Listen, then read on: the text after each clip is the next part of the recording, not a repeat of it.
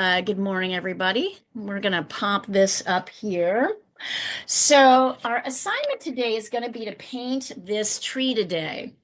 You can see that I've printed it out both in color and in black and white. We are going to, for the first time, work with the concept of an underpainting. And so I'm going to walk you step by step through this, and I'm going to remind you all of kind of a little bit of color theory before we get started. If you want to, you can follow along. I've got a separate thing here where I do demos and stuff. So I'm going to talk a little bit about color theory here.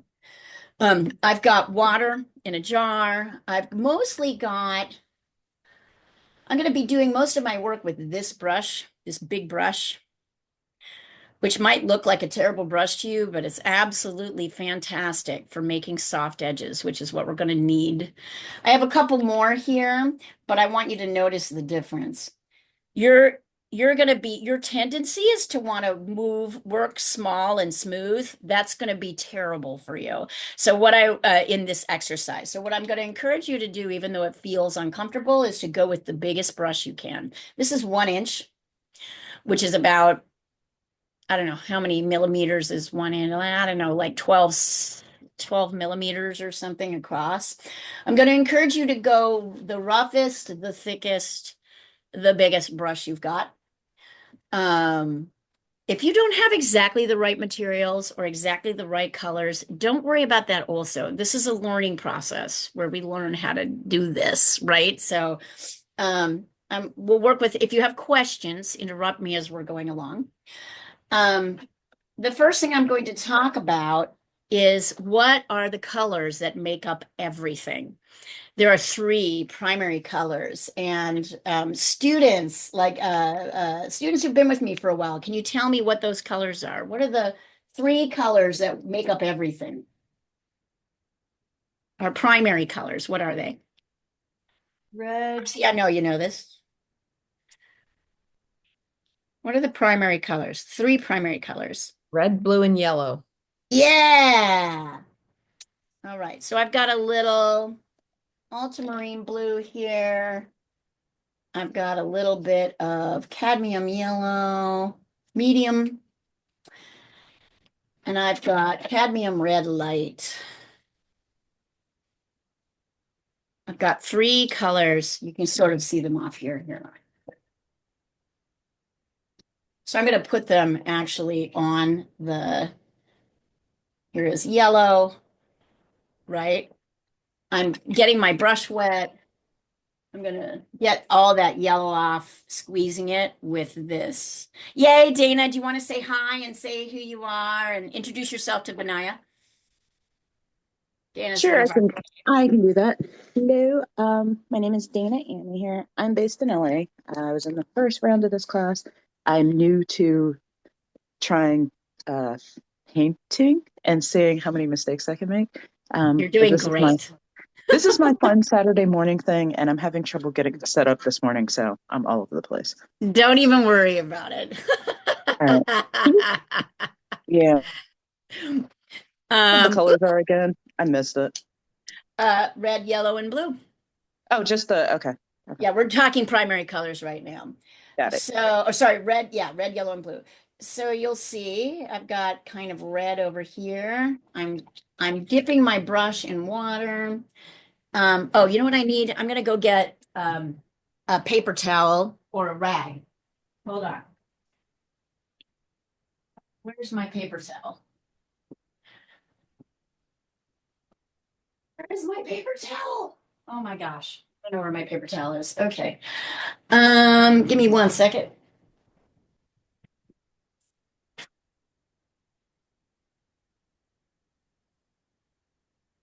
Thanks. So I'm squeezing, I found tissue paper. So I'm squeezing the excess water out and I'm squeezing the color out so that when I go back in with my damp brush, my colors aren't mixing together. So primary colors are red, yellow, and blue. Um, and when you mix red and Vanaya, when you mix red and blue, what do you get?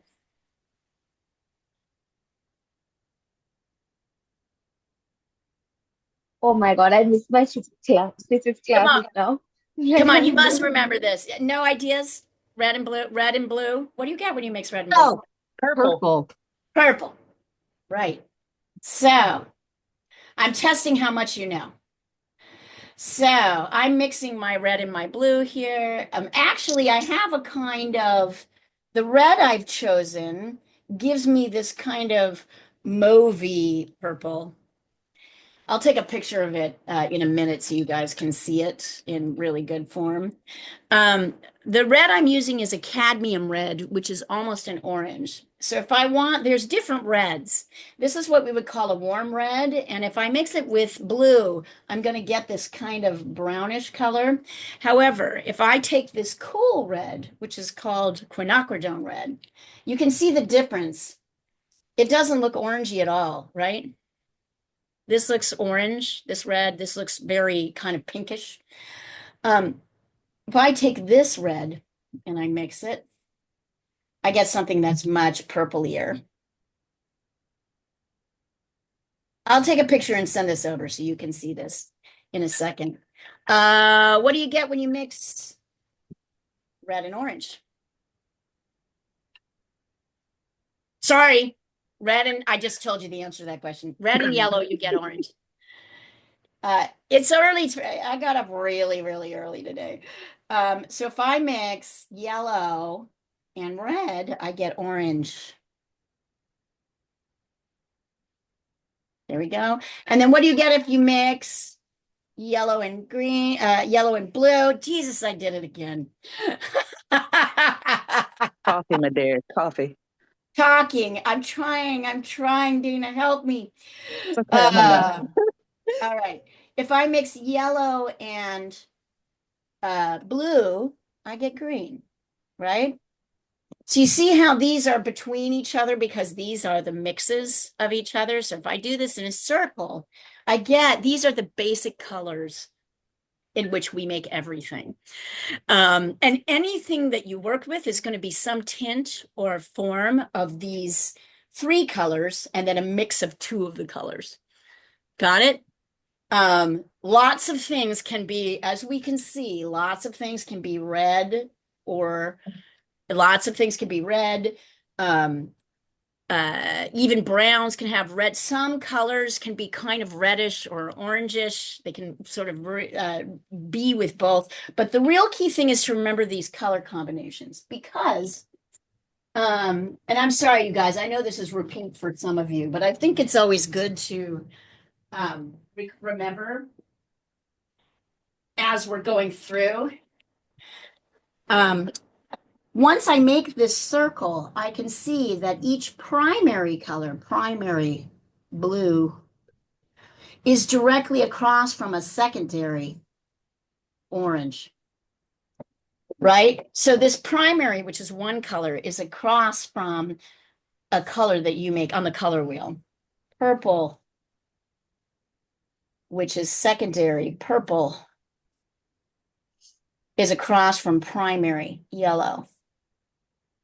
And red, the primary,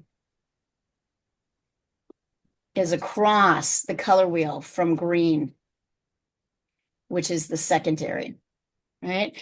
These three crossings are the pinnacle of color theory. If you understand how they work, that is what you're going to use for everything. And the way we're going to paint this tree is really going to be focusing on the complementary color pairings. And what you basically need to know about them, let's see. We'll work with green and red. If you put green and red next to each other, they're going to pop each other forward. That's why you see a lot of signs with green and red or complementary color pairings. But if you mix them together, you get a kind of gray, a grayed version. If there's more red in the mix, it'll be a kind of gray red. And if there's more green in the mix, it'll get a sort of greenish, a grayed green, right? So these complements can do really amazing things. We are going to be working with a green tree today to make a darker version of that green. And all greens, all natural greens have red in them. There's grasses all have a little bit of red in them. Every single natural there is no paint on the planet. I think I can say this. There's no paint on the planet that recreates natural colors. We have to mix them. And to create the grass, the sky, the trees, the leaves, the greens, we have to add little bits of red in them. Yes, Dana, exactly. A plus. So when we start working with our color mixing, and it's true with blue and orange and purple and yellow too. Let me take a quick picture of this because it's a little hard to see on Zoom, so you can see it. And what's really great is that here, hold on. Sorry, I'm going to turn off I'm going to remove the spotlight for a second because it's confusing to look at this. And I repeat this a lot because I feel like every time I explain it a little different based on the questions I get about it, and I feel like we're in varying states of understanding it, right? So here, hold on. This is being sent across the thread. Let's see. Yep. Thank you so much for revising this. I'm sure everyone here knows this, but What's that? I'm new to Yeah, this. you can't. You know, the thing is, I'm going to introduce this is not an intuitive process.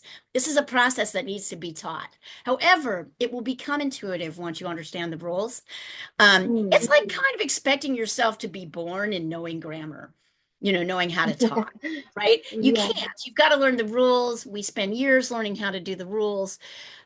So yeah, but these guys who have been doing it for Dana's and Leah have been doing this since the beginning of the year. Jean's been with me 7 years, Marcy and Bettina 3. You understand this on deeper levels, right? It's hard to understand at the first. Anyway, don't worry about it. It's like a beautiful cycle where we keep repeating the rules. And then after you've done it for a while, you realize, oh, this is why I'm having problems because this is the rule I'm missing in my life, if that makes sense. Here, so Yeah. let me see. But it's awesome because it's rules. It's things that actually, oh, I see what I've done here. Hold on. It's things that actually do make sense once you understand the logic of 3 dimensions. No, why? Oh, there we are. No? Why is I'm trying to get my demo back online.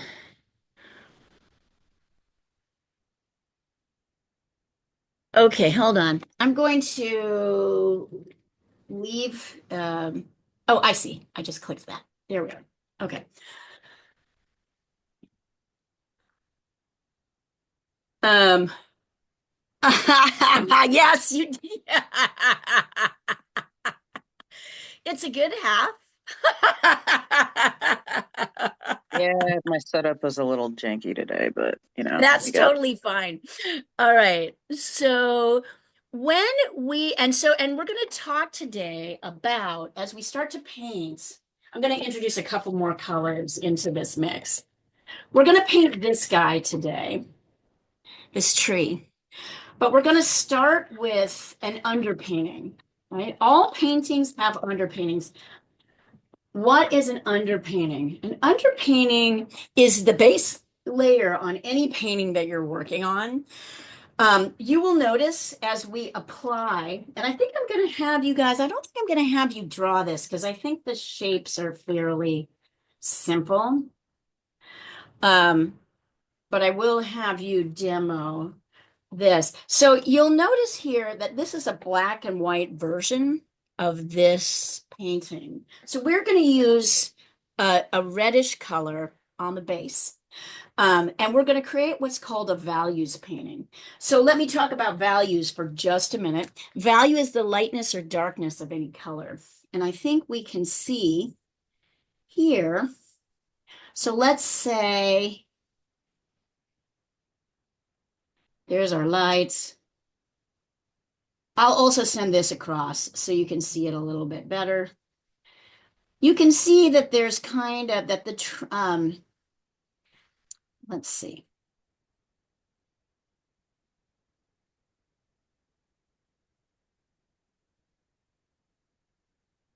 I'll send all this over. So if 1 is light and 2 and 5 is dark, what 5 is dark, 2, 2, 3, and 4 are getting kind of gradually darker. That makes sense? These are called light and dark, high contrast, 1 and 5. 2, 3, and 4 are called midtones. Midtones. And midtones are really just what they sound like. They're the middle tones, the middle values between light and dark. Now you can see most clearly where lighter areas meet darker areas, and the darker and lighter the contrast. So I'm going to say this trunk is probably, let's call it a 3. And so is this top canopy of the trees that's closest to the light. This is like a 3. These areas are like a 4s in here. And then the area around the trunk, behind the trunk, is like a 5. I don't really see any 2s in here, although we might get into a couple of those. And then, of course, 1 is the background, right? This is very light. So where we notice when we paint and when we're starting to do what we call kind of blocking things out, we're paying less attention to every single leaf on this tree here. We're paying more attention to the details, the shifts between light to medium dark to dark, right? And we don't have to get, and then when we add detail on the next layer, so this first layer, we don't really have to worry about detail. However, we do need to, and please ask me any questions if this doesn't make any sense. So we're going to start with what we call a values painting. We're going to use a color called burnt sienna if you've got it. Does everybody, if you do you have it? Does everybody have it? This is burnt sienna. It's a beautiful color, a natural color. I like to think that kind of underneath all of us, we're kind of this color if as our base, like everything, the plants, the nature, it's kind of orange and it's kind of red. So you could use it either, I'm going to show you what it looks like just up here. It's very pretty. You could either use it as a kind of a red, an orange or a red. So it could work either as a complement to blue or as a primary to green. Right? It could work in both of those. It kind of works. Burnt sienna kind of could be either color. And if you're going to make something dark, you're going to use less water on your brush and more paint. And if you want to lighten it, you're going to dip your brush in water after you dip it in paint. And see, I can make it lighter. Every time I dip the brush in water, I make it lighter and lighter. So to make things lighter or darker, you use more, you dip your brush in the paint, and then you either don't dip it in water or you dip it in water to make it lighter. It doesn't really matter with acrylic if you get too dark. We can always lighten things up on the top, so don't worry too much about that, about getting this color exactly right.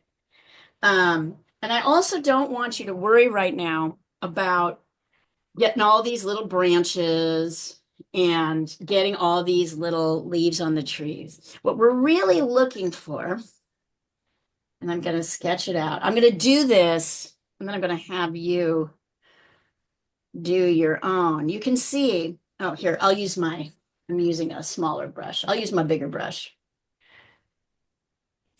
I'm going to kind of do the outer shape of the whole canopy. I really like this. This picture came from Unsplash. Then I'm going to kind of bring the branches in here. Notice that this trunk is not straight. It goes in like, trees grow very organically. I'm going to show you kind of how it shifts direction.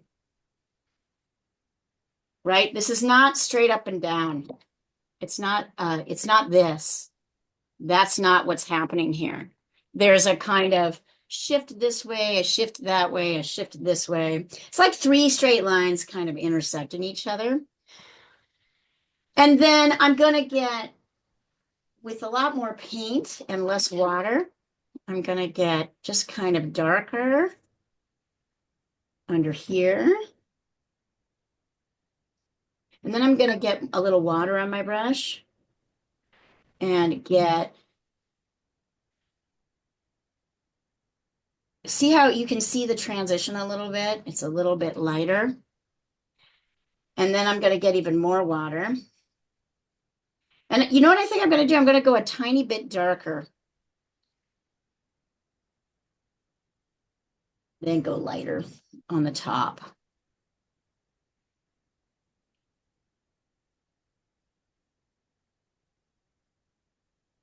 So there, it looks a little bit like that. And then very lightly, with a lot of very light little water, see how there's almost no paint at all? I'm going to, and it's okay, even if my paint kind of bleeds out, that's all right. So I'm not worrying about leaves. I'm not worrying. I'm not worrying about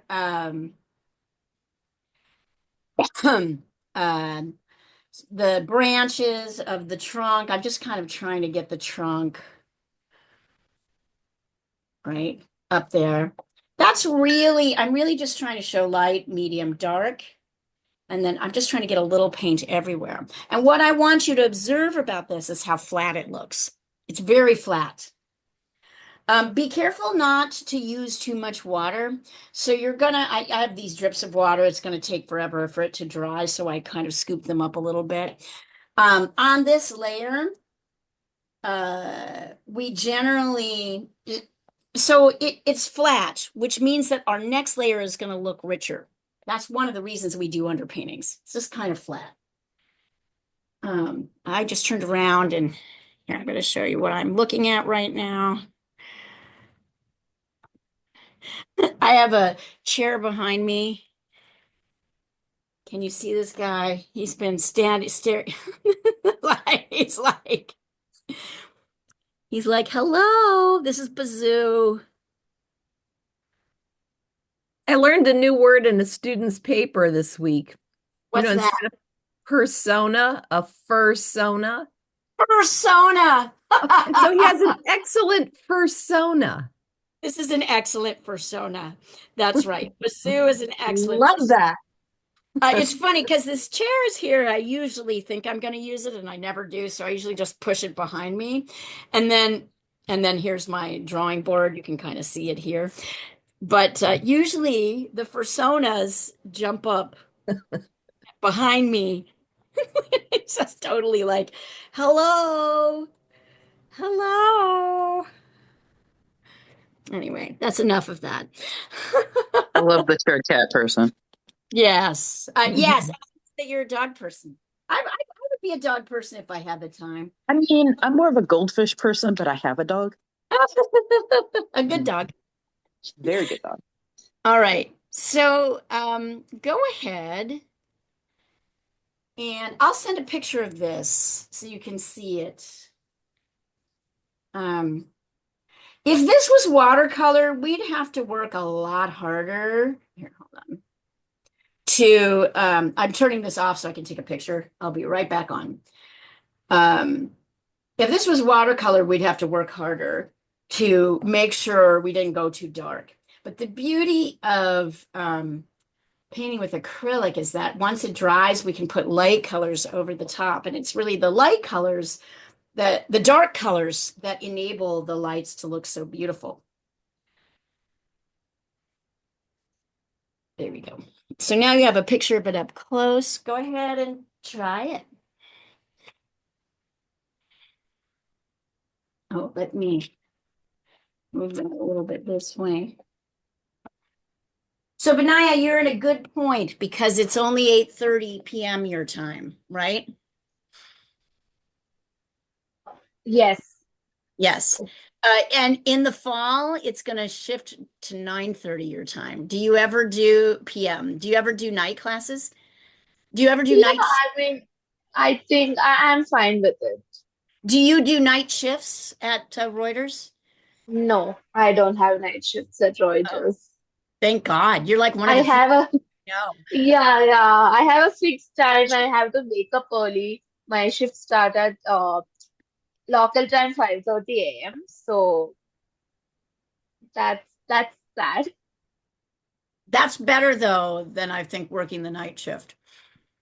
Yeah, I hate night shifts. The Bangalore bureau, you guys, goes 24 hours. So there's always somebody working. Yeah, it's a 24-hour open office. It's really hard. You guys work really hard. It's kind of crazy. And when we first initialized, I thought of this project, of course, Bangalore is who we wanted because it's stressful to run a 24 hour, right? It's stressful to be shifting back and forth. A lot of people shift back and forth between night and day shifts. Um, but it's also because the schedule is so variable, it's hard, right? It's hard to like get into a routine of being able to do classes. Yeah. For people, it's like, every 15 days their shift changes. Yeah. Not for You got me. lucky though. How did you get so lucky?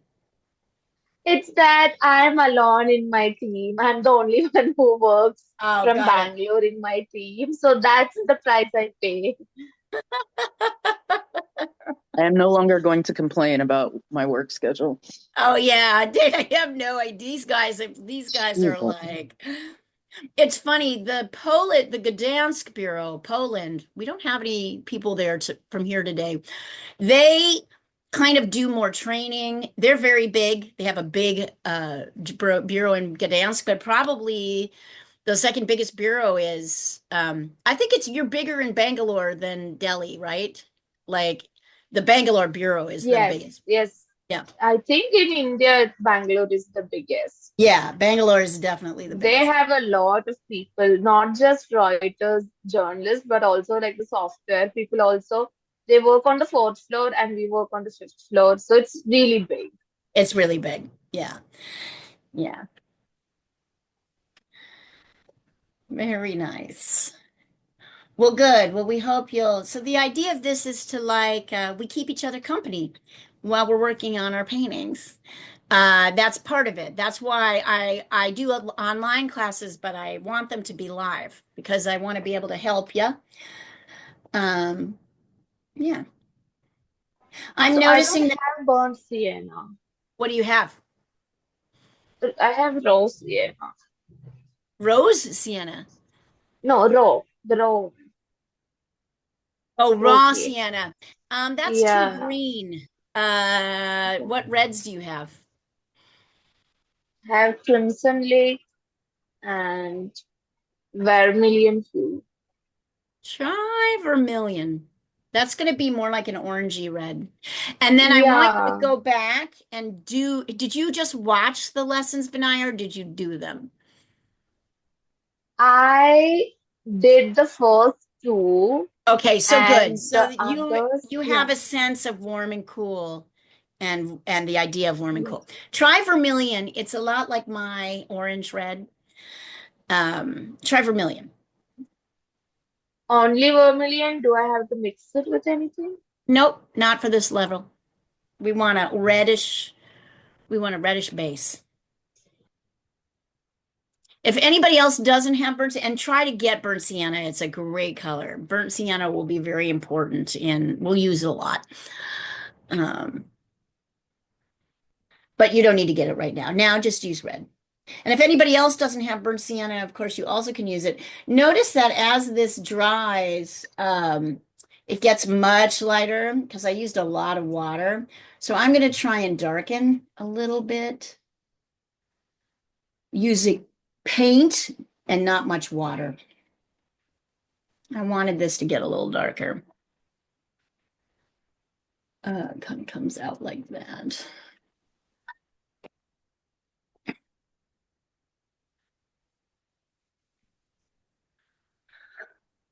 We may have to wait for a little while for our paintings to dry. Mine is taking a bit of time. So we're going to really focus on mixing. I'm not going to push you to finish this in this lesson. If we need to, we'll finish it in the next lesson. I want to slow us as we deal. And when you think you've got it, send it across the thread so I can take a look at it. Let's see. I misunderstood you. I thought you were not there today. Why? I thought you were in New Mexico. That was last week. Oh my goodness. How was it? It was amazing. It was incredible. Oh my God. What's going to happen there is unbelievable. We had a show of our first show that we hosted was this group of Santa Fe Indian School high school students. Yeah. So when an Indian, indigenous to America Indians, Yeah. like Native Americans. And these kids, a lot of them, they're at a boarding school. So a lot of them are just kind of together all the time. They're not out and about. They had a show on Canyon Road. But Dana, it doesn't have the tree. So you want to put the tree in. That's totally fine, but that's what we call toning. It's not exactly an underpainting. An underpainting is the exact subject that we're painting, but in a single color. Yeah. Well, I drew a tree. That doesn't count. I want you to work on this tree. No, I that's what I was working on. Is it so bad it doesn't look like your tree? Tree I was Send it looking over. at. Send it over. Let me take a look. I did. It's in the It's in the thread. Okay, let me take a look. Yeah. Oh, it's okay. So I'm going to say a couple of things here, Oh, dear. Leah. Nice. Oh, I'm going to say okay. that your trunk is much too thin. So Fair. yeah, it's I see what you're saying. You had a burnt sienna underpainting and you added the Yeah. tree on top, which is great. That's a great thing to do. But I want you to look at your shapes. Your shapes Okay. aren't really what's happening here. Your shapes are more like this. You've kind of done this shape. It's like two And primary this. shapes. Yeah, this Okay. is the, I want you to pay attention to the shape. Okay. It's Two-stick more like tree. a mushroom. And you can just go over the top. And also, there's more than one, there's like 3 shifts Yeah. All right. in your trunk. Okay. There we go. Yeah. Leah, not too bad. I like it.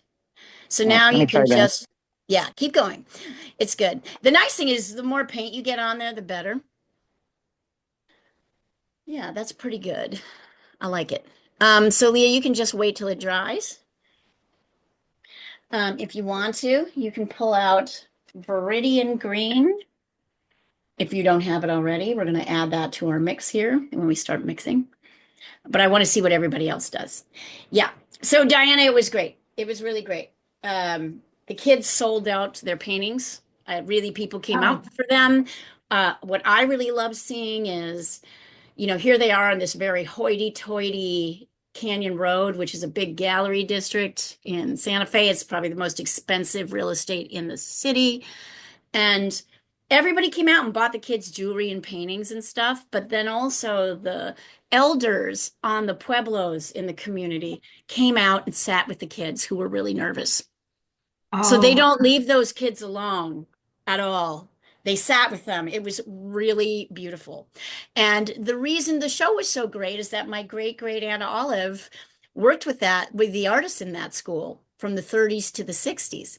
She created a professional guild of painters, and they went all over the country painting frescoes and Yeah. competing it. They were in the Chicago Fair, and like they were kind of, she really worked, like kind of collaboratively worked with and fostered and nurtured a whole group of artists that continue down the line to paint today.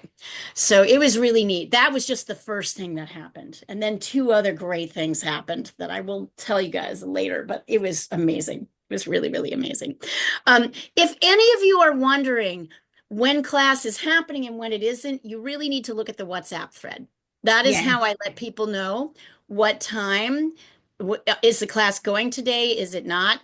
Don't bother emailing me. Just look. You can if you want to, but it's kind of a waste of everybody's time. Just look at the class thread and you'll see. I'll let you know. Is it happening? Is it not happening? What are we doing? What colors will we need? After the video, after class, I'll post the video here. This is the only place you'll be able to find the video. Because I hide it on my YouTube site so that only you guys get it. So this is kind of where everything sits.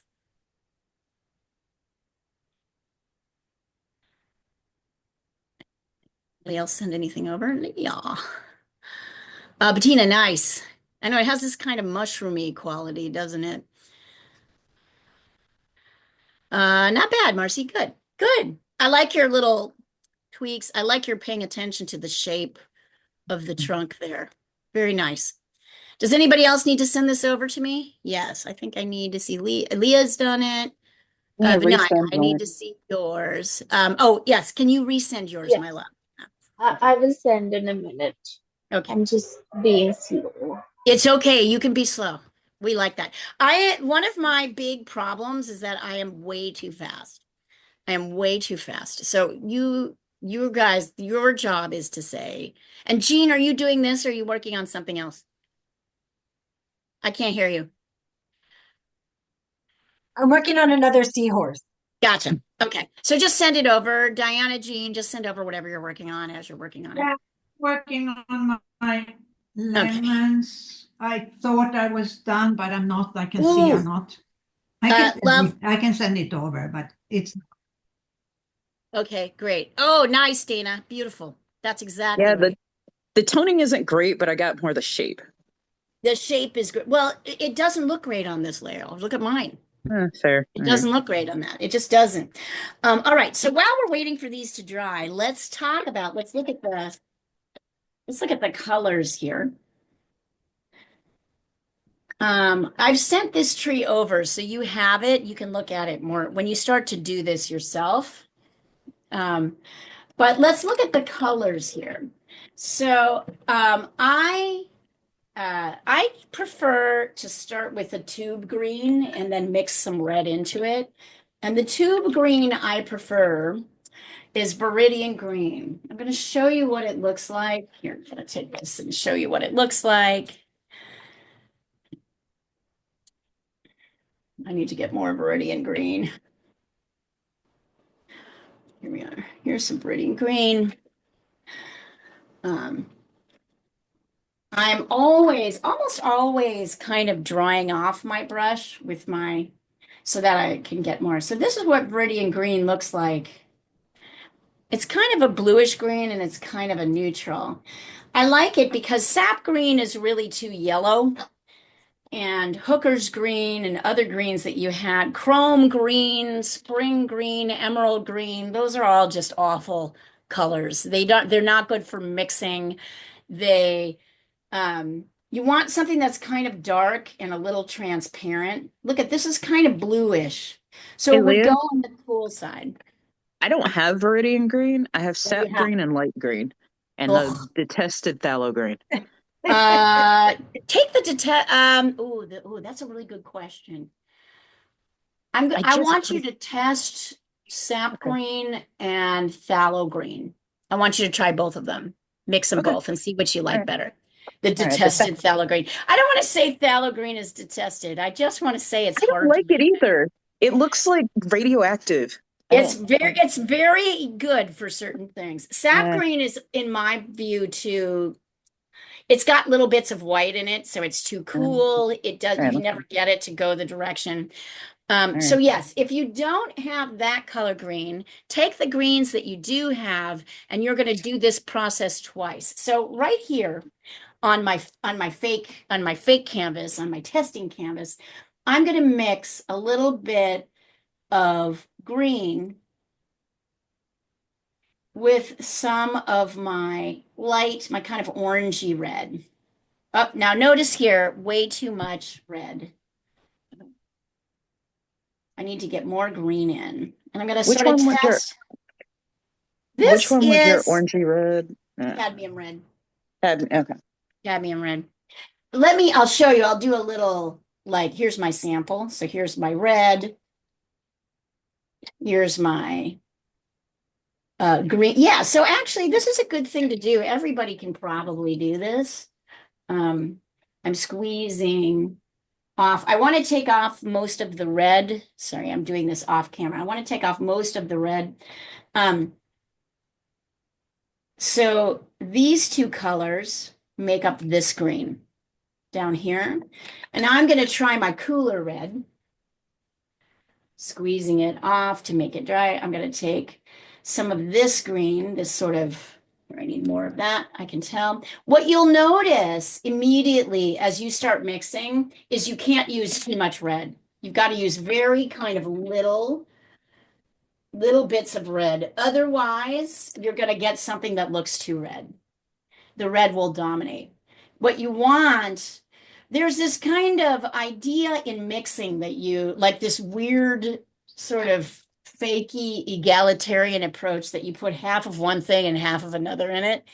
That is like and then what you get is brown. Almost always, you get a brown, which can be useful. But so if you're making a green, you want to take a little tiny, I'm going to try my cool, little tiny bits of red at a time, not too much red.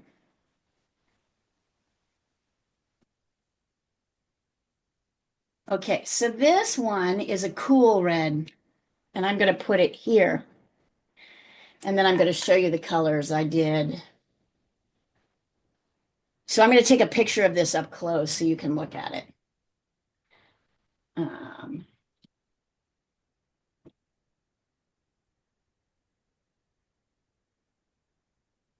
Let me take a picture of this up close so you can really see these. I'll pull them down for a second so you can really see. So this is the warm red, which is cadmium, or in Vinaya's case, vermilion, plus viridian green. That makes this kind of mossy dark. This is viridian green with the cool red. In my case, it's quinacridone, might be Crimson Lake or something like that for you. And this makes a different green. You still can't really see it, so I'm going to take a picture to see. But this is where, when you start to mix, this is where warm and cool begin to play an interesting role.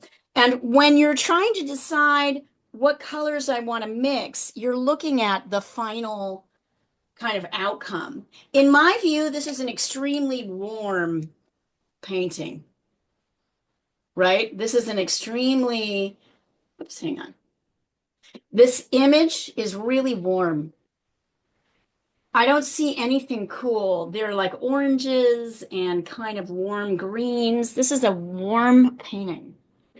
So this coolness to me doesn't feel like this kind of brownish green feels a little bit more like what's happening down here. Anyway, go ahead and make those mixes and send them over to me. I'd like to see them before we actually paint on the painting. Okay, I sent you mine. I thought I was ready, but I see I have to do a few details on the right-hand side to balance it up a little bit. Awesome. Let me look. By the way, guys, Diana's had a real blockbuster week this week. She won first place in this big painting contest. Okay. Not too, but Dana, I want your green to be the green on your left, I want you to push it to be a little bit, you need more green in there to push it a Okay, little darker. the bottom left is the phthalo green, I'm which sorry, I'm wrong. Wait, the the, bottom right. the Sorry. yeah, the bottom right is that sap That's green, sap and green. then Do you see yeah, how light it is? Do you see how you can't yeah, get it to the darkness that you're trying to do? okay, So I want you to look at, you may end up with phthalo green, but I want you to notice the problem with sap green is it has lighteners in it. it's very bright. Yeah. It's not even bright. It's kind of dull, actually. Oh, okay. White dulls things. And you can't get the dark that you need you can't get the level of dark that you need that's also warm. What about the one So at the I want you to top? try more green on the right, more sap, Okay. and maybe try a cool red, your red on the right, Okay. and see What what about happens there. what about the green mix at the top? I've got a weird palette thing, but that's uh sap green and a little bit of burnt sienna. Oh, that's not bad. Yeah, Actually, I like that better. I yeah, like that that's the better. one I like. That's good. Use that one. I like Okay. it. Oh, I'll Jean, I push that a see little you. further. Lovely. Nice. Vinaya, good job, by the way. Oh, yeah, Diana, it needs just a teeny bit more work, but it's almost done. Of course, what you really need to do is pop the brights on the big lemon that's in the center. There's not quite enough detail on the big lemon in the center. You know, the biggest one. It's not really the center, but it's a little left of center. Yeah. Anyway, I was going to say Diana had this amazing, um, and by the way, good pivot, Dana. I liked that pivot. You can, of course, also mix burnt sienna in with your grain, and I almost always do that with my trees. That's a good fix. Diana participated in an art show and was named first place in the art show. And then she got invited to do an art fair in May, at the end of May. Is that right, Diana? Congratulations. That's fabulous. Wow. It's fucking great. Congrats. That's so nice. And I bought a domain, so I'm finally going to make a website. Woohoo! So my domain is dianal.art. That's great. Oh my God, Diana, that's fantastic. Yay. Diana's day job, Vinaya, is as the director of the LA Press Club. She's a big supporter of this program. She makes one of the reasons she makes sure it happens. I mean, for private and for the and LA Press Club and Reuters students, let's see, I'll take a look. If we didn't have Reuters and LA Press Club sort of underwriting the base cost, I couldn't run this program at all. Let me look. I want you to play. It's not bad, Leah, but I want you to try a different red just to see the difference. Yeah, it's not too bad. But try a different red. Try green with a little bit of cool red. Try green with a little bit of burnt sienna and see which one you like better. Okay. Yeah, like it. I like how you're asking these questions. This is good. Yeah, without the LA Press Club and Reuters, these classes wouldn't happen because they're expensive and there's not enough, right? There's not enough people privately to fund them. So we're glad we have Diana and Reuters helping. We are happy Everybody to be helps, part- of course. We're happy to be part of it. Yeah, it's been a And she long time. inspires us. And she inspires us. Let's see.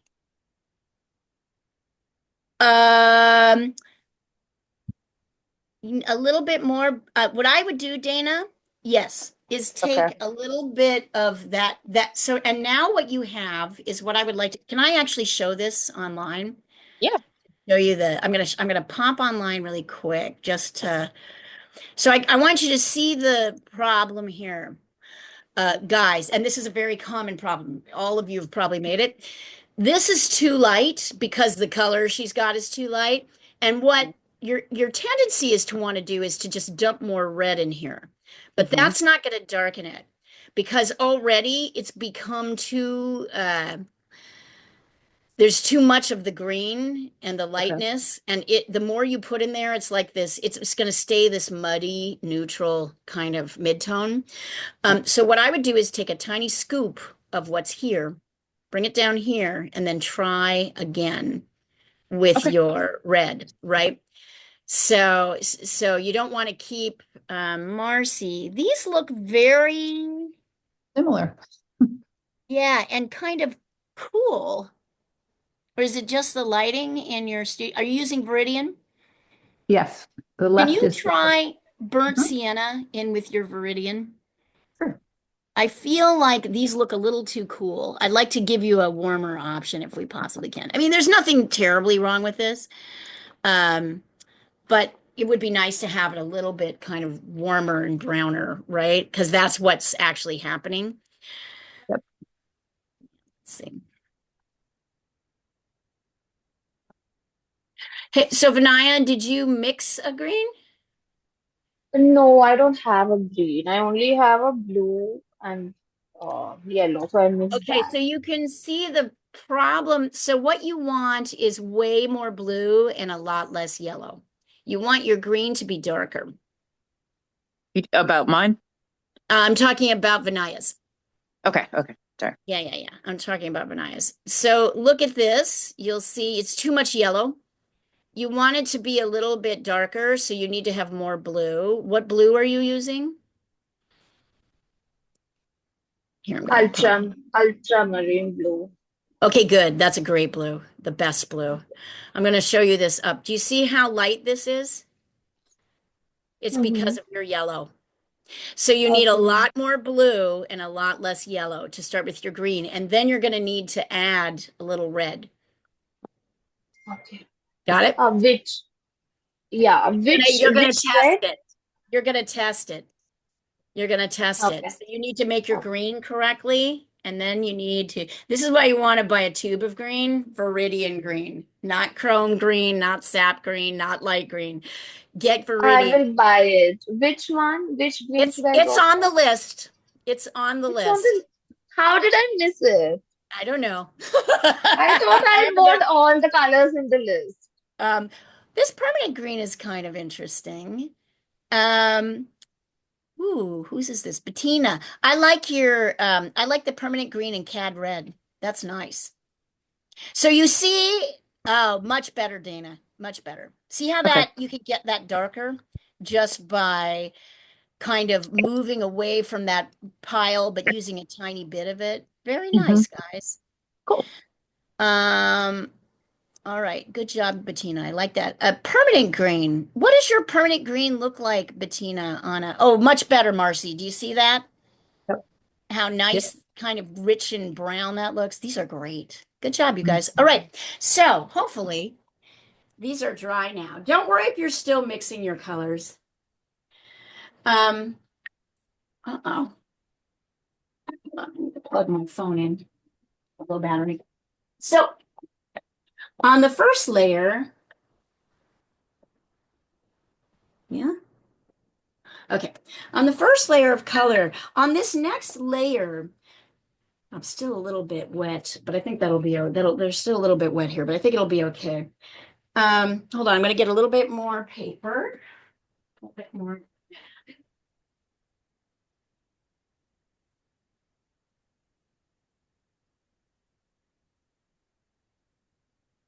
Your painting should be dry before we attempt this top layers. So,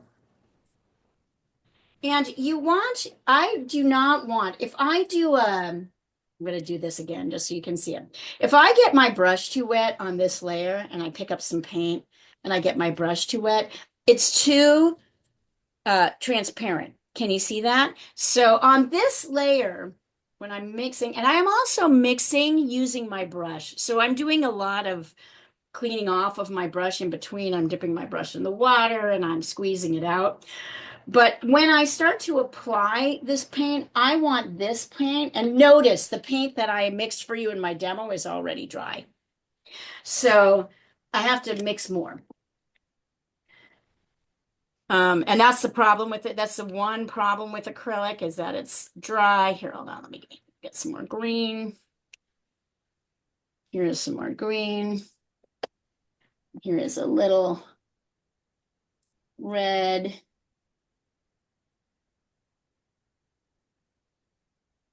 Notice that my brush is dry. It kind of separates a little bit. It's not squishy. There we go. I like that color. So I'm mixing this color right now. And then I'm gonna kind of tap it. Instead of brushing it, here's another thing. Instead of going like this, back and forth, back and forth, back and forth, back and forth, back and forth, back and forth. That's very much a nervous habit, and it's not a good habit to get into painting wise. Yeah, almost out.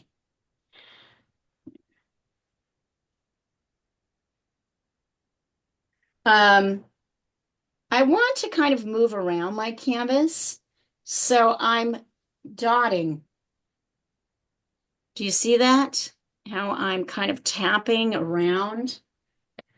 Let's see. Obviously need to get more green. So I'm almost out.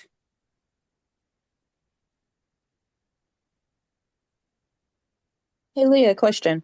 Since we have the underpainting, I remember you said to try and let a little bit of it still come through, so you get that depth. That's right? kind of what that tapping is doing. Exactly.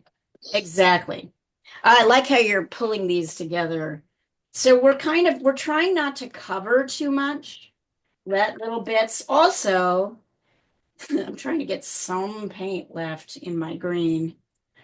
Oh, don't tell me I'm out. All right, I'm now going to have to mix my green too. Not excited about that, but I will. There we go. I will do what I have to do. It's also okay if as you're remixing colors, they're not exactly the same as the ones you used. This is a little bit bluer as I just ran out of green.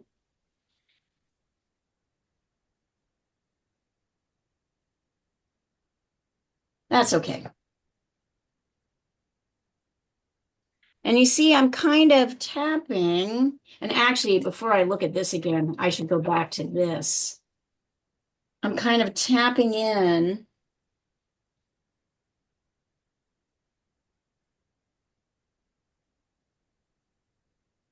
To cover, but letting little bits of this. Notice I'm not at all worried about the, I'm not worried about the branches. Those are going to be the last things I add in. And then I'm going to take a tiny touch of yellow to lighten my green just a little bit. This green, this dark green that I've mixed. That's cad yellow, right? Yeah, it doesn't really matter though. You can experiment with the yellows. You got so much yellow in your sap, you might just use more green. Okay. Right. So it's kind of like this. There's a slight shift. Can you guys see it? It's a little bit darker and now slightly lighter. And then even more yellow for the top layer. Use more yellow. Somewhere, where is it? Ah, here we go.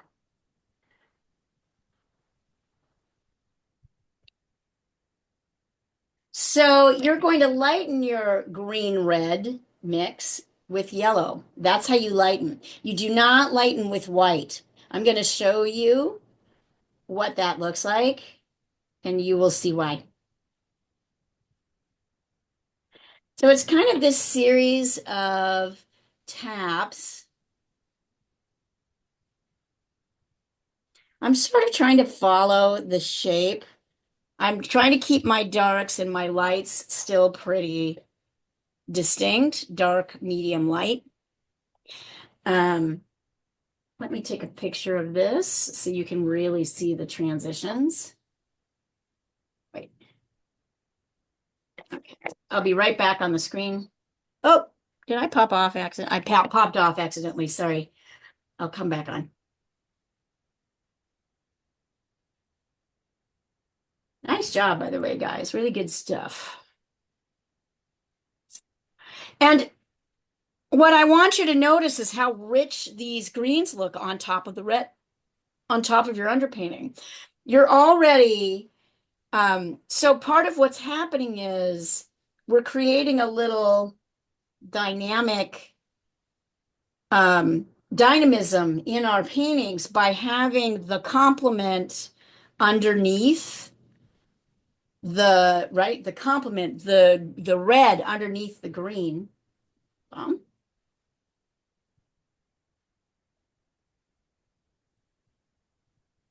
That's a little bit of the complement, but also we have this base down, and look at how much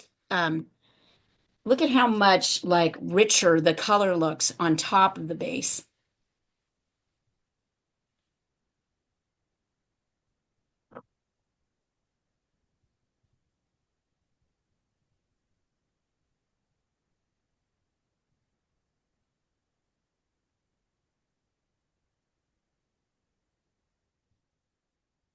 Some of you may be really liking the mixing in this part. Others of you are going to find it hard.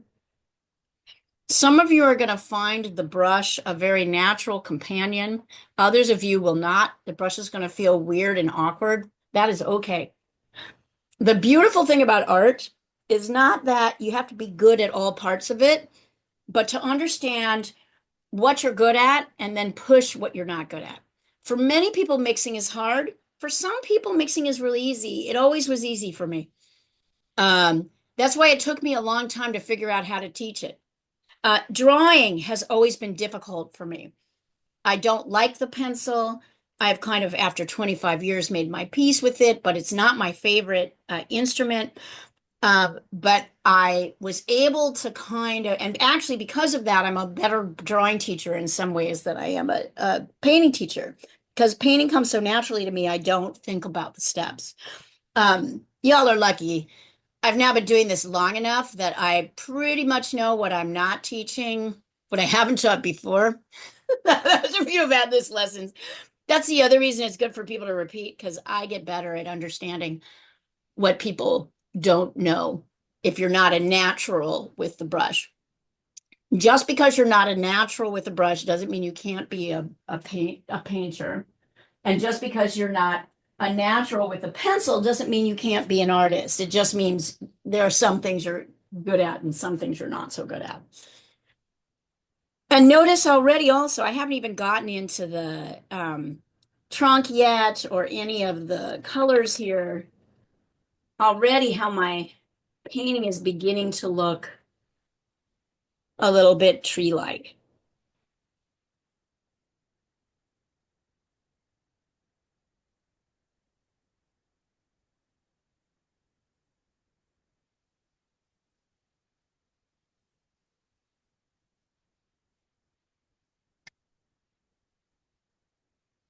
I like to say you guys kind of train me up to figure out what's going on.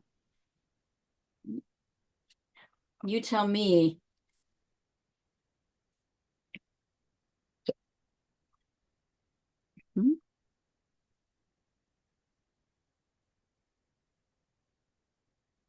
Yes, Dana, right track. I'd like to see your darks darker. So I'm wondering if you can mix a little bit of the dreaded phthalo green in with your sap green Okay. and a little bit of burnt sienna. Okay. Let me give that a try. Just look at how, yeah, I like it, but you're in the right direction. Absolutely. Cool. Ooh, Leah, nice. I like the darkness of Leah's piece. Yeah, I feel like my yellow really isn't coming as through as much as You know what that means? You need to put more yellow in. okay. And you also need to probably do what Dana did, which is take your original mix Mm-hmm. and scoot it off in a corner, right? Oh, If you've okay. if you keep dumping yellow into this dark mix, you take a little bit of this mix, bring it over here, Mhm. then put your yellow in. Okay. I'm better in acrylic painting to go darker rather than lighter. We need these darks. This is very dark, this base.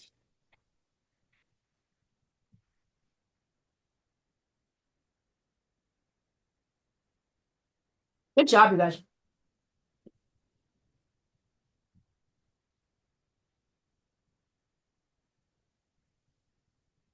So, Leah, what did you like better? The Raphael paintings or the Michelangelo paintings? Oh, I feel like I mean, the Raphael ones you can see more up close, so that was cool, to really be able to like stand there and see them. So, Mm-hmm. but honestly, all of it was awesome. I mean, the ceiling just comes right at you. Yeah, and we went to the Caravaggio exhibit too, and that was really cool. And also just Oh, that's right. yeah, like the Baroque and the Renaissance, and I don't know, I don't. I'm a novice in learning about art history as well as art, and it was really cool. Yeah, would have I been like to think of the Caravaggio period, really, also the Michelangelo and Raphael period, as um as like the time when painting was like TV. Mm-hmm. Like, and Caravaggio particularly just put such like that, like Yeah, I the love paintings him. were like Love entertainment him. for people. Yeah. You know, before there Yeah. was TV, it was minstrels and it was looking at the paintings in the church. That was the entertainment. And Yeah. Caravaggio, that dark motherfucker, that like Yeah. murdering, like crazy syphilitic man, that genius, really got some of that,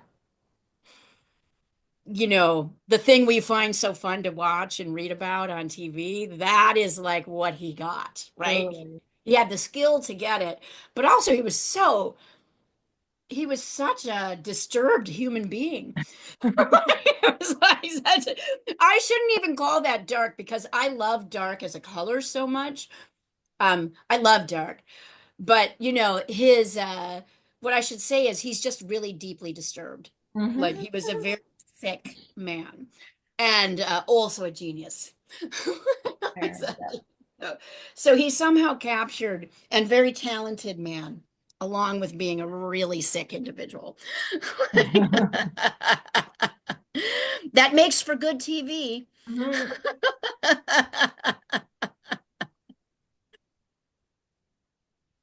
Hold on, let me take a look here. You guys are doing great with this, by the way. I like where we're going with this lesson. Ooh, Marcy, very nice. Dana, nice. Getting darker. Yeah.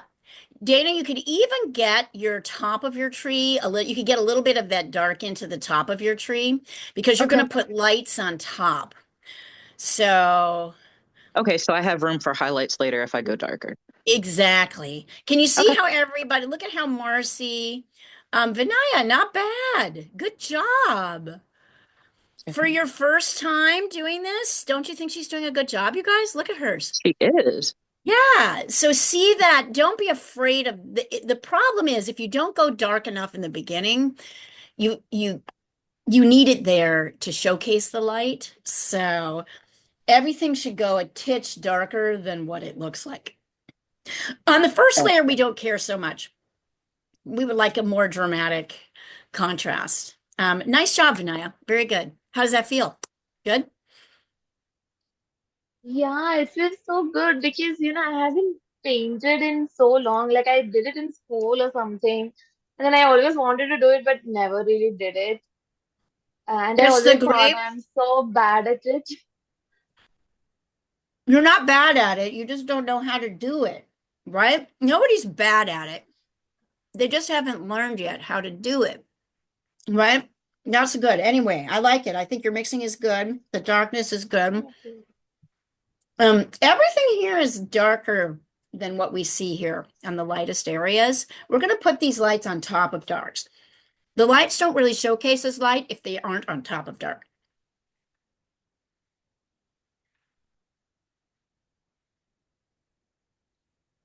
Dark is your friend. My paintings always start with black. And then I put red, yellow, and blue on as my first layer. So it's a black canvas, which is just so beautiful. Let's see. Yeah, nice. And I like your soft edges there, Leah. Good job. Really good job. When we look at the trunk of this tree, the tree has a kind of it's a kind of an orangey color. So I think what we're going to do, clean up so we're going to kind of go backwards. And I might take a slightly smaller brush. I've got a brush, but it's still kind of scruffy, but it's smaller. I'm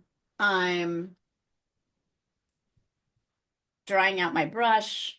So I'm going to emphasize the burnt sienna, but I'm still going to pull in a little bit of green into my burnt sienna. So I'm doing a similar mix, except this time I kind of want the orange to dominate. So I want burnt sienna, but not straight burnt sienna. I want a little bit of green, but not as, so we're doing the mix, but in the kind of opposite direction. And then, oh yeah. And I might even add a touch of yellow into this mix to lighten it just a little bit. Maybe even a little red. Oh yeah, there we go. All right, there's 4 colors in this. I'll tell you what they are in a minute. And you can't really, I'm trying to turn my light. You can't really see. You can a little bit see.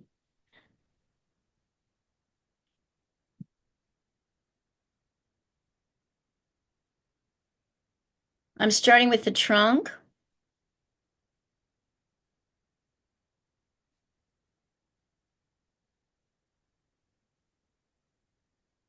My trunk's a little thick here, and I have a few marks I don't want in there. I'll get to those later. And then because these little thin branches, which I want to start to lay in, are very thin. Instead of, I'm going to use this brush, but instead of using the whole brush, I'm going to pull out about this many threads. Can you see how I'm pulling them with my thumb and my forefinger? And I'm going to scoop a lot of my paint mixture on. Let's see what happens. Oh yeah, when I kind of add in the trunks and in the branches. And I want you to try and follow. I mean, if you want to, you can also get a smaller brush here.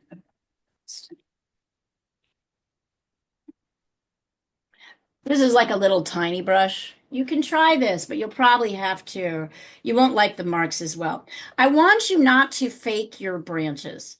I want you to actually look at what the branches are doing. Yeah, if I use this one, it's a little too, I'm gonna have to nip it in a little bit. So it might be easier to do this technique, maybe a little thicker,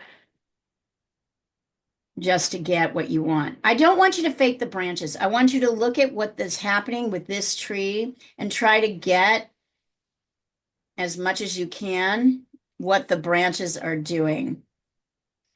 If you try to kind of fake it, you're going to do something that looks not real. You're going to go like a little, like this is a spoke.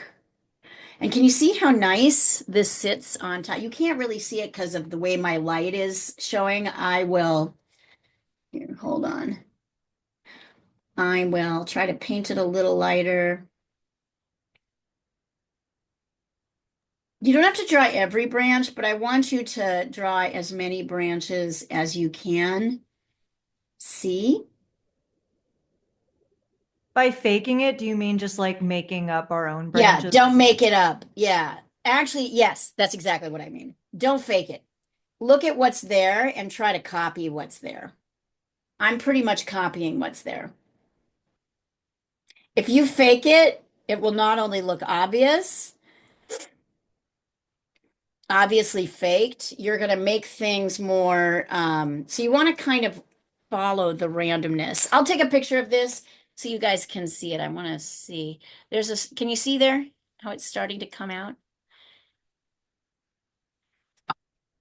Here, I'm going to take a picture.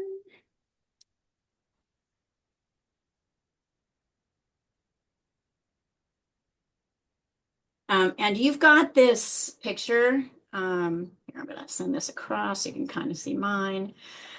And you can see how nicely this like 3 sits on top of the 5. It looks nice. I'm going to send a picture of this guy again, the actual picture, although the better version by far is not what I printed, but what I sent out. But here it is, so you can look at it. We're going to have to go lighter on this trunk, but that's okay. Right now, okay.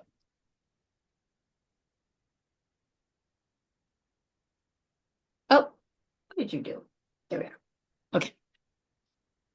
And you see how slowly we start to build in our details. Slowly, we're not focusing on too much detail right now. We are focusing a little bit. It's the first time I'm asking you to focus a little bit on the detail. There's really 1, 2, 3, 4, 5, 6, 7 main branches, and then another 8 smaller branches. So it's not that much detail. It's not too hard to follow. Leah, can you tell me which color did you use for the trunk? I still have vermilion, so I'm like, which one to Yeah, go you for? want to mix red with a little bit of green and then add some yellow to make it Okay. lighter. We're going to make it lighter still on the next layer, but we want the dark underneath. The dark is beautiful.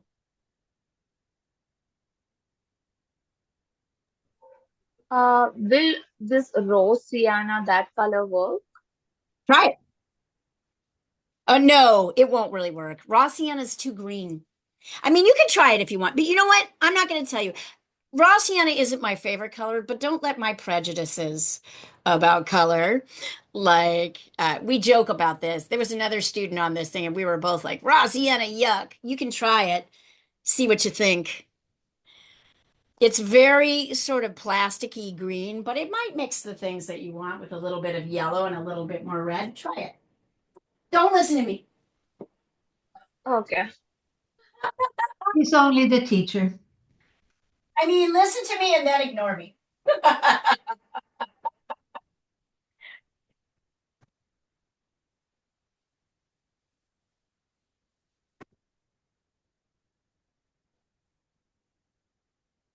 No.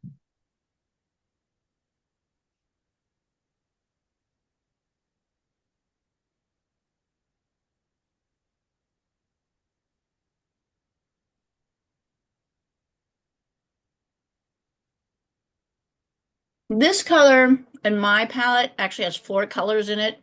It's got burnt sienna, a little bit of my green, a little bit of cadmium red, which is kind of orange, and yellow to lighten it.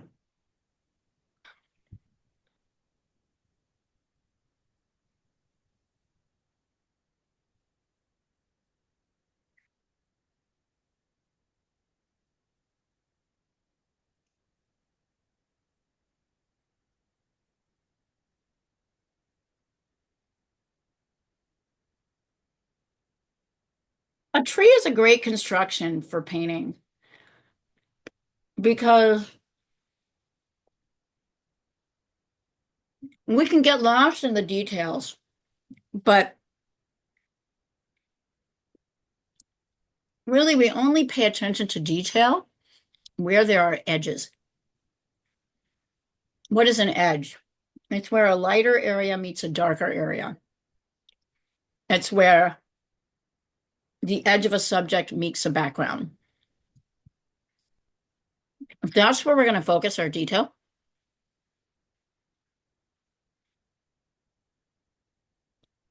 So we start with the bigger shapes, and then we move.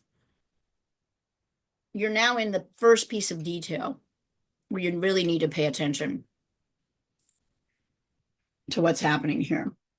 You need to make sure your dark is dark enough so that your lights kind of pop out. I know it really is. I'm like, what is, well, I see what's happening. I have a Yeah. little bit of light coming in from one of my windows, and I need to block it so that you can see the contrast better. When you look at my, a couple of, yeah, it's a little bit better. A little bit better. Yeah, I think my branches look fake. I don't know. So are you paying attention to the what's happening here, Dana, and trying to draw them in as you see them? I am. I even made the Okay. picture bigger. I am extremely Okay. nearsighted, so keeping track of the branches has been interesting. It's probably too thick. I'm guessing that the brush you're using has made them too thick. I'm using the big flat brush and then taking the individual like bristle like you You're did. doing that? Yeah. Okay, let me take a look. All right. Send it across. I think it's fixable, but you know. Oh, everything's fixable. No question. Really, everything is fixable. Yeah, Everything is fixable. it's Let me yeah, I know. I feel like the only problem with your branches is just that so this might be an issue with your colors. Okay. Do you see how everything's a little too light? Yeah. So What's it?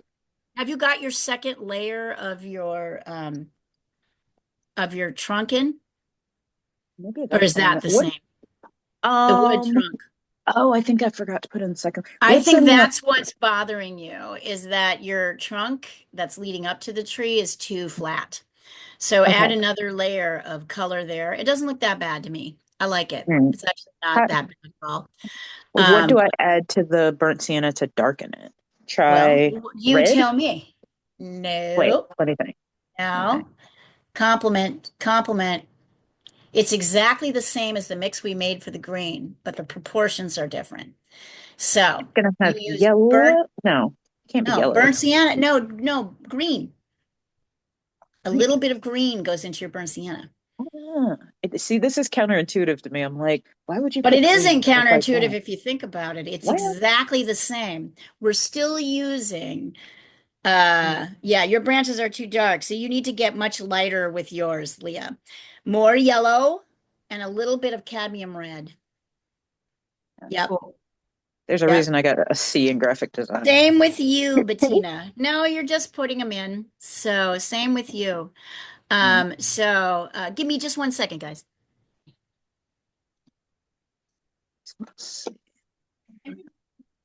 You're gonna be here? Yeah, I gotta jump back now. You guys are leaving. Wait. Oh, they're around. They're here. Here they are. Here's one. What's the Yes. same thing I Yeah. have to do? Yes. So add more yellow and a little bit of red. So I want you to think of it, the intuition, Dana, is that if you're making, these are red and green, right? So we're using the same colors, but it's the proportion of each. So if you're mixing kind of a burnt sienna-ish color and you want to neutralize it a little bit, you use a tiny bit of green. Whereas when you're mixing a green tree, you're using a lot of green and a tiny bit of red. So it's still the same. You're just flipping the proportions so that the red is dominant or the green is dominant. And to lighten, you'll add a little bit of yellow. Okay. I think I just mixed another green, another dark green. Yeah, so that's too much green. So you obviously use too much, right? Green. I mixed a lot more. It's interesting how. Okay. All right, I think I got it. Yeah.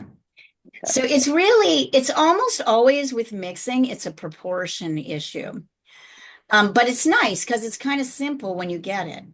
Um, I'm kind of lightening my branches. You still can't see it because there's a problem with the lighting in my studio. I'm going to have to troubleshoot that because you can't really see how light things are. I'm going to have to send it to you.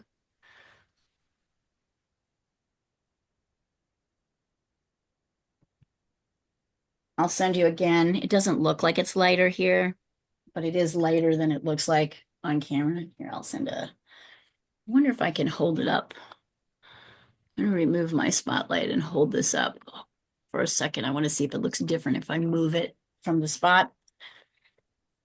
Oh, yeah. Can you see that? It's better here. Yep. It's lighter. You can kind of see it better. So I'll just keep taking pictures so you can take a look. This is the problem with Zoom. You can't really see stuff on Zoom as well as you can with others. Okay. Oh, shit. So I want you to remove this idea that things aren't intuitive to you. I want you to remove that from your vocabulary because it's not really about I guess it's helpful in the sense that it feels like it doesn't make sense or it doesn't follow a logic pattern, but it does. It definitely does follow a logic pattern. So what you want to say to yourself is, if this feels counterintuitive to me, I'm not understanding the logic. I'm not understanding it. We also haven't got the lights in here. And before we get into the detail in the tree, we're going to add the background in. So, and we have like half an hour left in class. Just So don't for feel, me to finish this darn thing. yeah, how's the lemon coming along, Diana? Now I think it's better, but I'm gonna send it over. Okay. I Bettina, think not bad. Yeah, lighten a little bit. Everybody's just needing to lighten it a little bit. I had to lighten mine, so don't worry too much about it. And it's also true that this looks darker, the demo.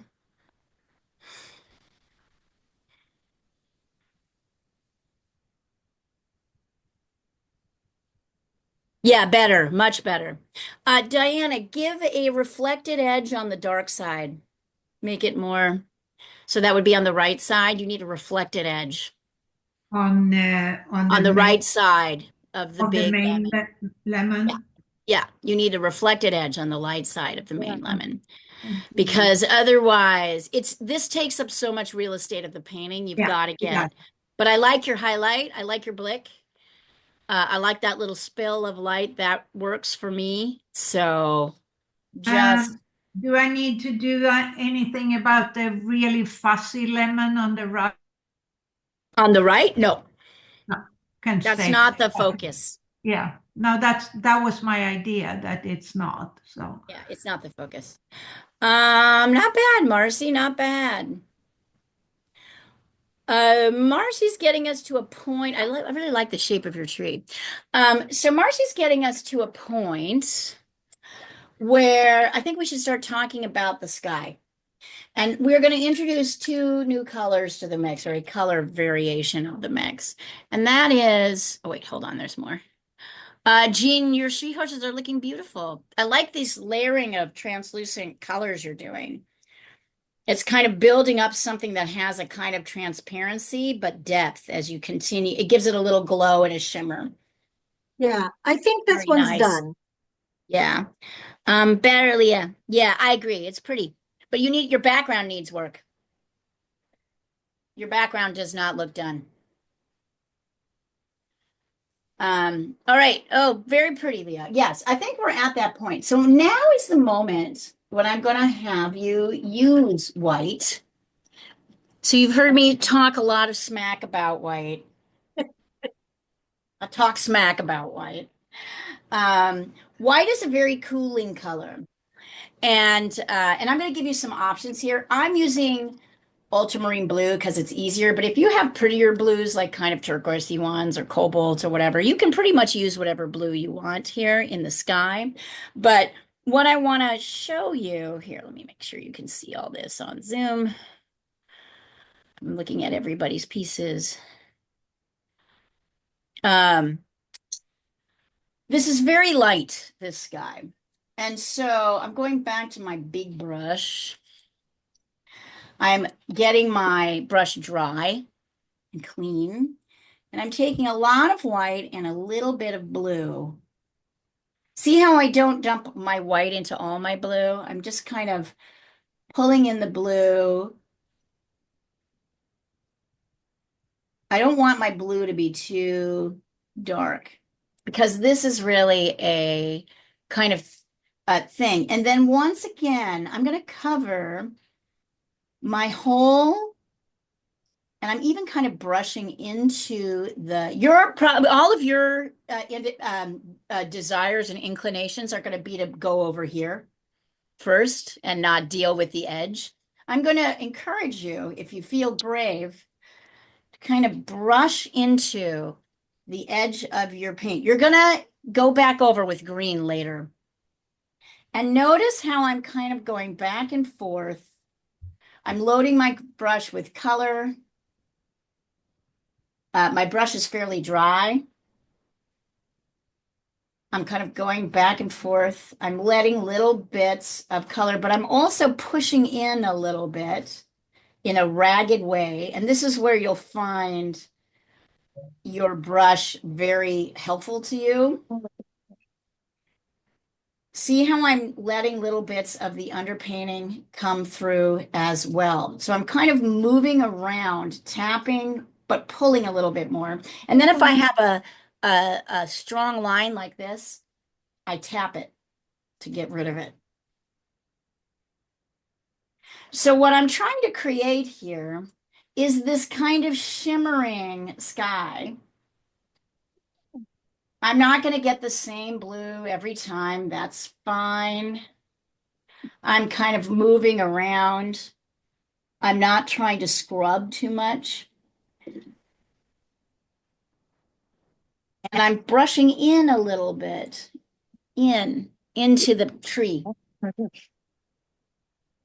And then once I've moved around a bit, I'm kind of getting rid of dark blue lines, sort of heavy blue lines. What you don't want are very obvious brush marks. Can you see how kind of dynamic this sky looks?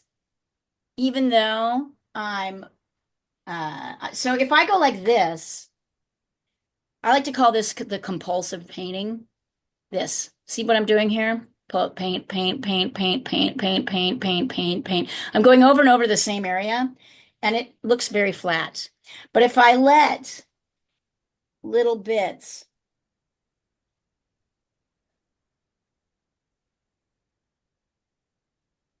and here you can pay a little bit more attention to the shape.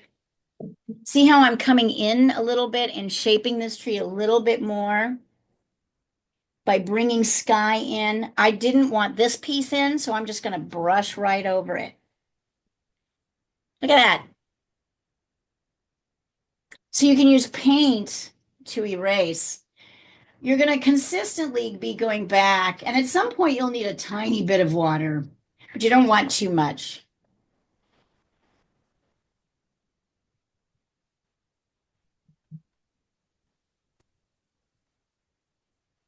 Tapping. See how I'm kind of reshaping my tree? On this side, I'm bringing it in. But I'm not afraid of kind of covering up the edge of the tree or even falling a little bit into it. I'm going to brush back out with my,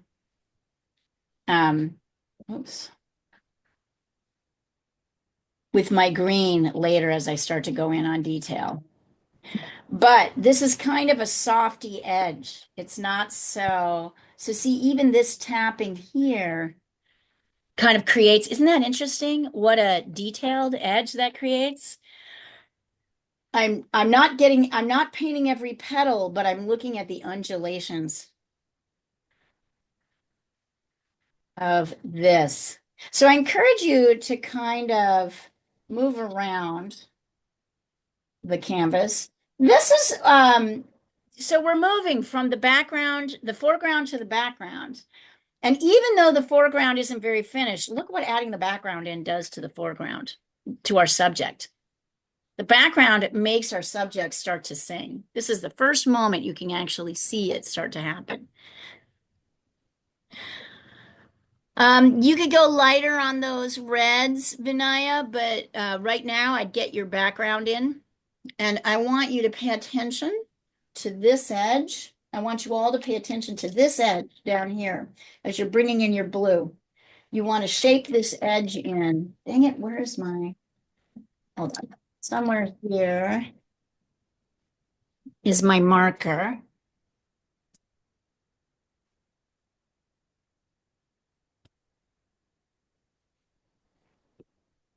Get this edge. You don't have to get all the details, but just get the shape. Look at that.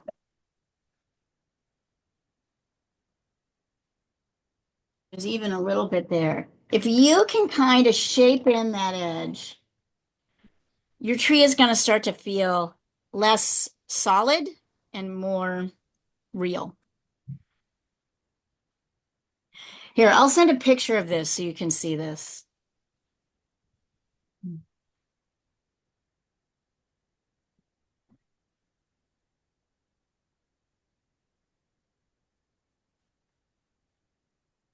How's this feeling?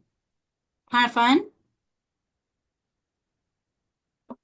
So that marker edge is kind of what you're trying to follow.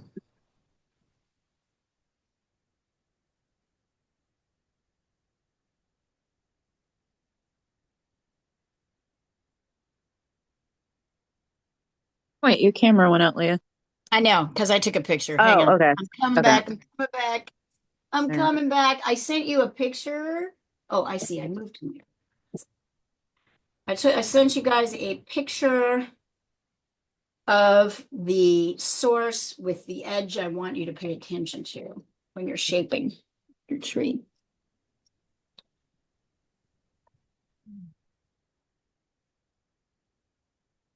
Once we add the background in, you're going to be able to see more clearly how to adjust your lights in here. And we'll deal a little bit with this sort of detail branches.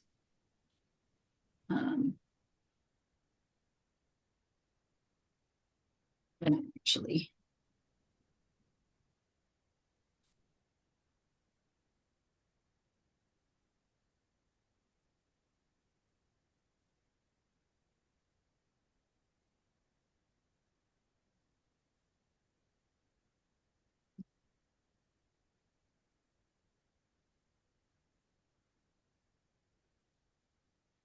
Here's where it gets a little tricky, and you need to really be able to see the light versus the medium versus the dark. So I've tried to spell it out for you a little bit. We'll get there. Or we won't. We'll wait till next week to get there.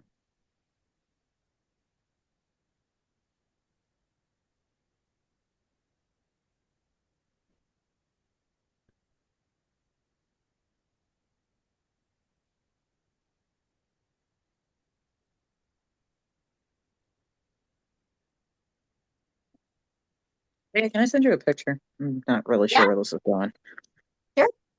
All right. I Please. darken the branches, got the sky in. Yeah, it can be fixed to be more realistic, but that's where we're at. Let me see.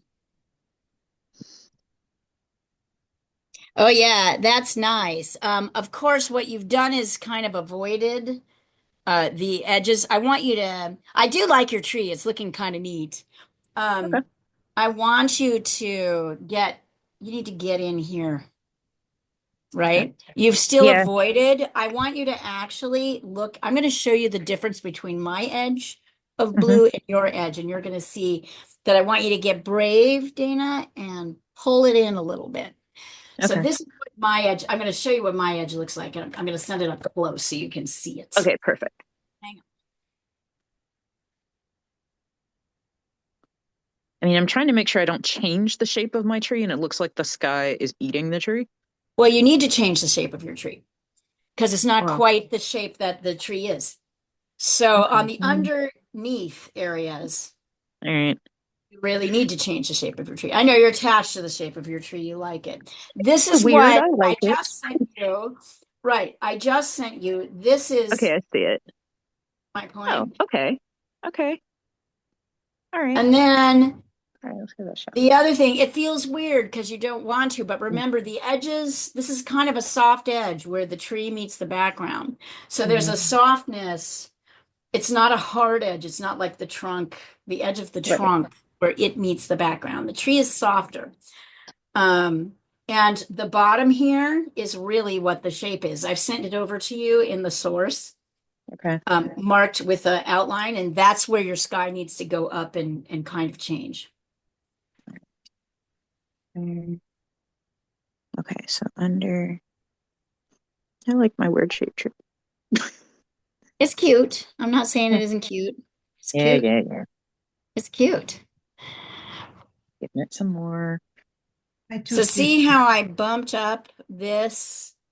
It's now not a simple round shape. I bumped sky up into here, here, here, and here to mimic this shape, that shape. I'm not trying to get every detail.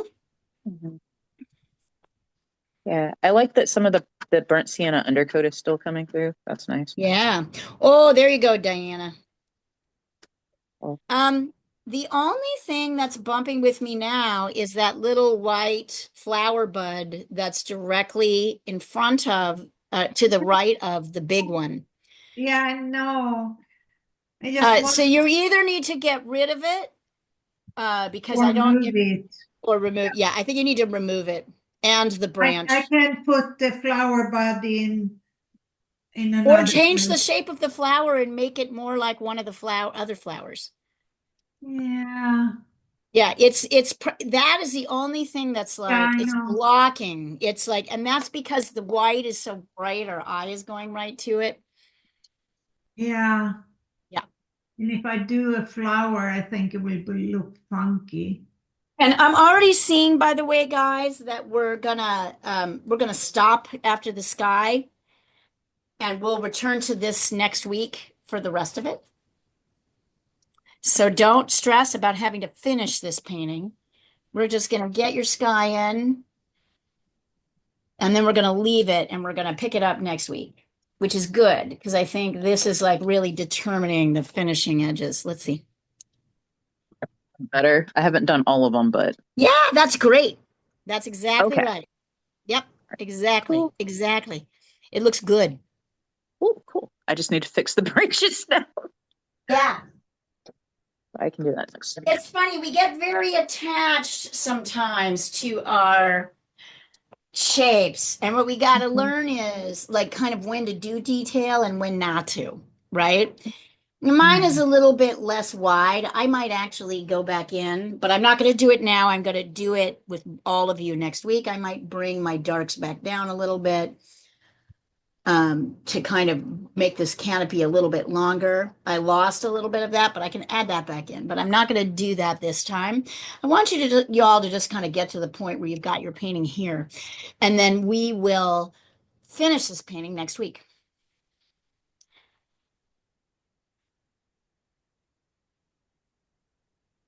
Next week, we will start up watercolor painting on Friday mornings, my time, Friday afternoon or evenings, your time. Yes, there'll be 3 classes going right now. Ooh, nice, Marcy. Great fin. Oh my God, beautiful. I want to show this because I want to show you guys how simple this is deceptively and how much you didn't do that much work, right? You just added in little bits of, Lots of tapping. It's masterful. Here, hold on, let me pop this up. I want you all to see this. This is great. And to be fair, this is Marcy's year 2 doing this exercise, right, Marcy? So we don't want anybody to feel like, Oh, oh, no. I should be doing as well as she's doing. But I want to really show you this. Look at these edges. Oh, beautiful. And it's not that much detail. It's just tiny. She sort of drifted down. Marcy, really, bravo. Brava, brava, brava. Look at little tiny bits in here. She pulled in a little. Yes, snap, snap, right? This little elegant, less is more. And what you find is with this technique, all you really do is as we're focusing on this edge, there's only 2 real little dips here, one here, tiny little splash of light here, little tiny bits of here and here. And look at how elegant that tree looks. It's beautiful. So it's simple. It's simpler than we think, right? Simpler than we think. Yeah.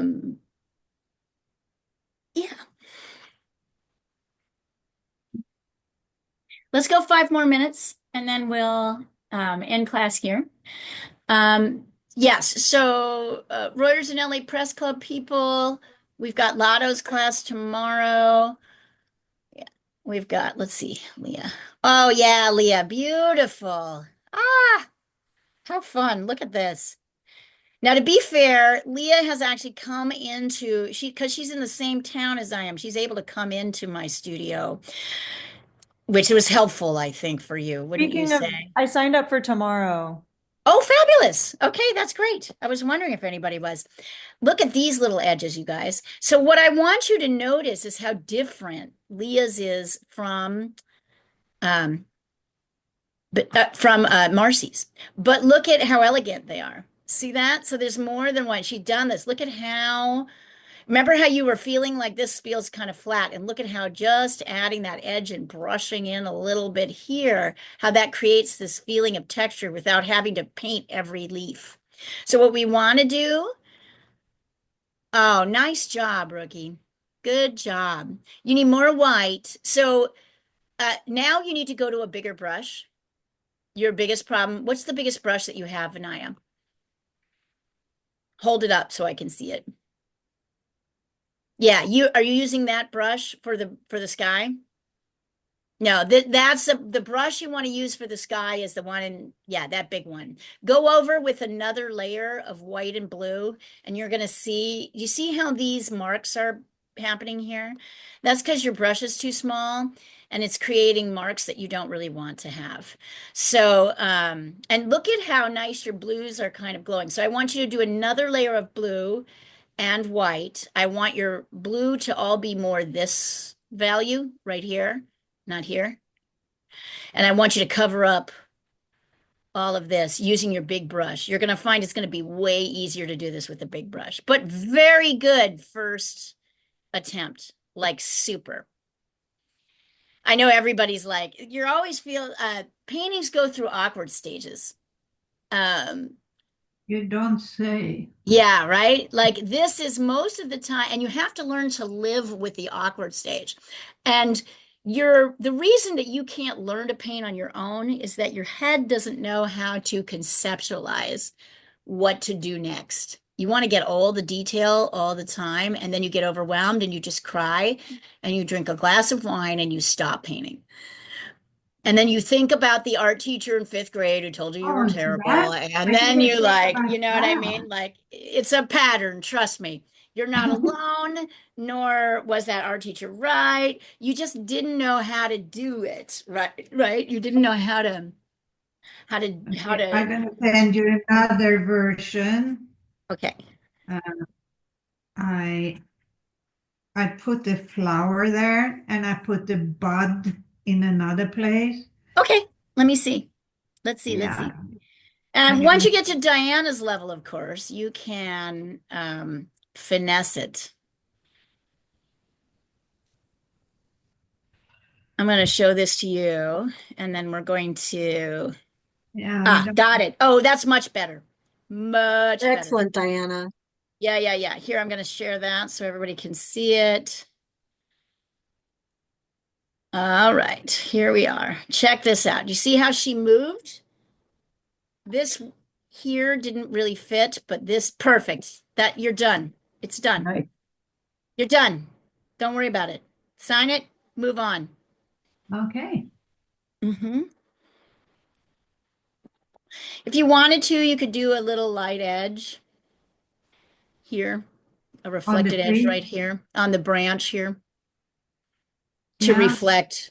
You could have a little light edge there. That would deepen this, but other than that, I don't think you need to. Are you going to help me paint? Are you? Uh, I got it. We So got I'm going to remove the technique. spotlight. I want everybody to make their last marks and hold up wherever your tree is right now. I'm Just holding holding up. up my girl. Hold up your girl. Hi, Sonny. Hold up your painting. Oh, these look great. They look so great. Oh, beautiful, Bettina. Vinaya, great work. Marcy, lovely. Dana, let's see yours. Can we see yours, please? Jean, hold up your seahorse. I want everybody to show. Dana, I want to see your beautiful painting. Dana, where are you? I'm coming. I think All my right. edges got softer. Oh, I love your seahorse there. I know. These are fan. Can you hold up I know you're holding your doggy. Can you hold up your lemons for just a second? I can hold that one. Beautiful. Dana, we're waiting for you, my love. Oh, it's in there. I want you to hold it up. Look at Oh, what's hold, happening on okay. the screen. You're not on This camera, might right? okay. This I might want be a you little on difficult because I'm on camera. my phone. Camera. Hang on. It might be a little hard, funky because of my setup Ah, here. yes. Hold it up. But can you see it? Oh, they're a wonderful. I want you Yeah. to see that we're closer than you think to finished on Okay. these. Can you guys see Awesome. mine? These are great. Don't they look great? Yeah. And what I love is that they're all different. Even though we're following the same technique, you're doing a great job with finishing these. And they all look like yours, but you're following the technique. So Vinaya, welcome to class. We're happy to have you. We'll see you next week. And you're doing great. Get Viridian Green if you haven't, and get Burnt Sienna. You'll need those Yes. colors. Those are the colors Yes, you'll I need. will go and buy that. Yes. But I think everybody did amazing work today. Really amazing work. Okay, so Leah, I'll see you tomorrow. Yep. And everybody else, I'll see you next week. Bye. Cool. Bye. Great work. Bye-bye. Such a great fourth I'm class. staying on the Thank you Yeah. all. Vinaya, get used to it. We get to know each other well here. That's what we do here.